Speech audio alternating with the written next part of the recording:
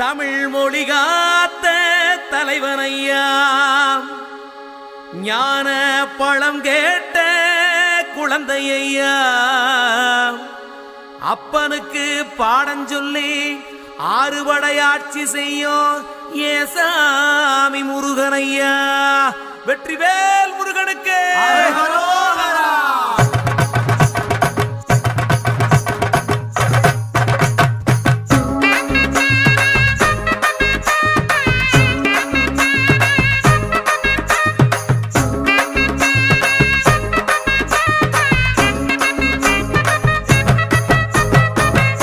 சின்ன